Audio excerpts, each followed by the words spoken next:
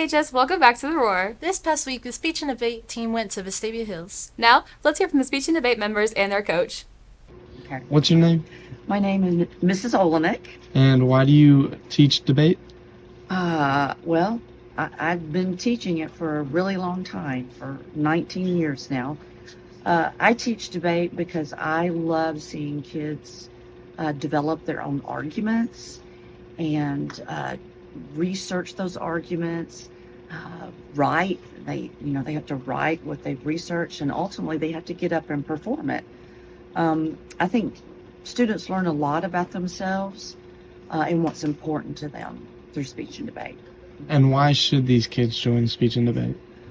Well, they should. I think it's probably one of the most important things that a student can be doing, because it teaches them to develop arguments and research and write and ultimately get up and perform those things.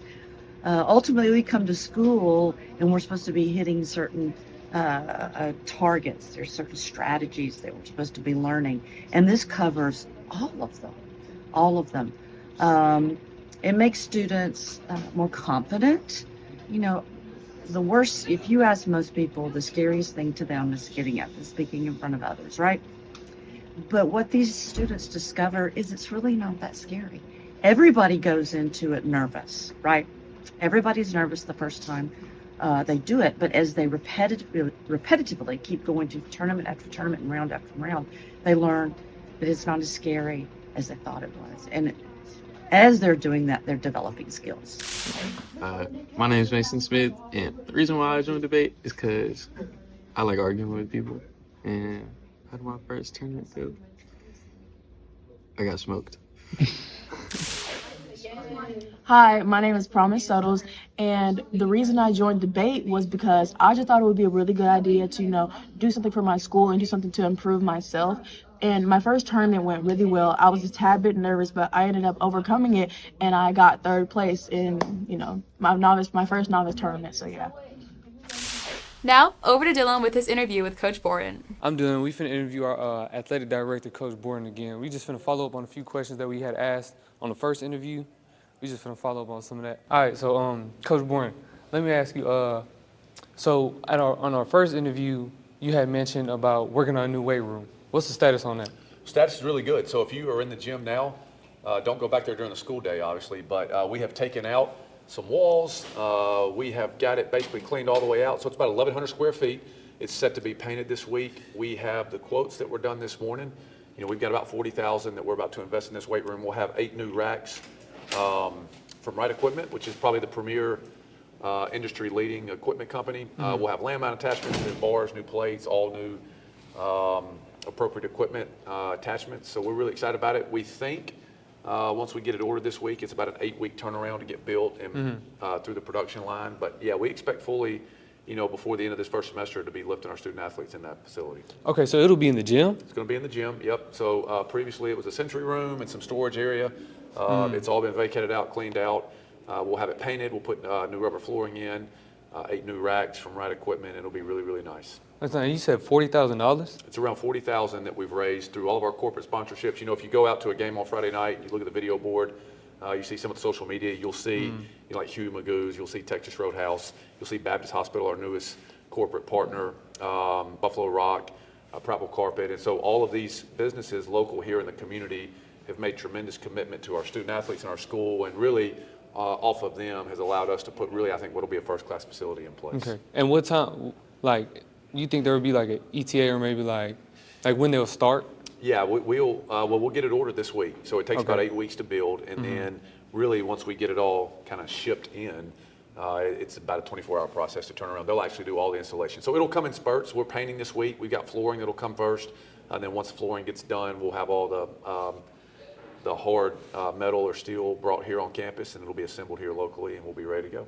All right, well, I'm going to be excited. I know a lot of the other athletes maybe going to be excited, so I'm ready for that. Yeah, I think so too. I mean, it's been upwards of, from what I gather, at least 10 years, if not longer, since we've had new equipment on this campus. And so I think when you look around the industry and you look at local schools that have done a project of this scope, I think we're going to be at the forefront of it, and we'll be really nice. All right. Well, thank you, Coach Bourne. I'm really ready for that. Go Lions. Go Lions.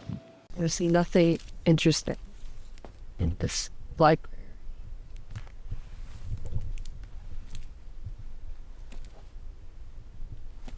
interesting enough.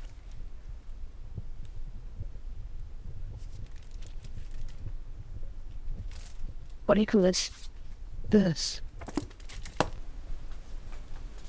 Dungeons and Dragons? This weird childish board game I never want to play. Did you just say a game? D&D is not just a game. What are you? Who even are you? D&D is life. What? Let me show you. Gabthor, your life is teetering on the precipice of the edge. It is your turn and you need to make an attack roll. Roll it now. What'd you get? It's a nat 20.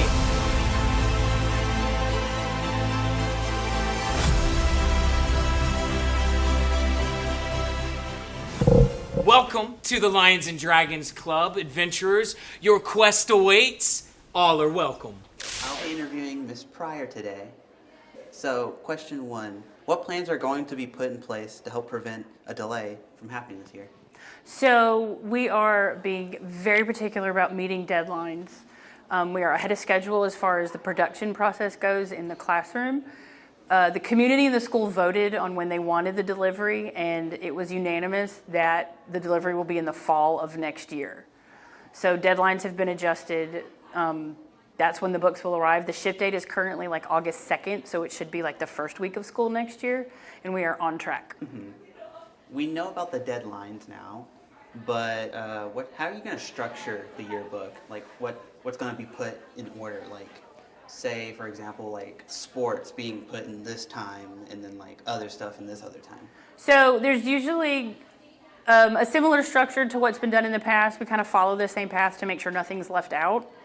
So we've got the school pictures, that you pose, the senior formal pictures, senior quotes, which they should have gotten information about. All the sports teams have sections.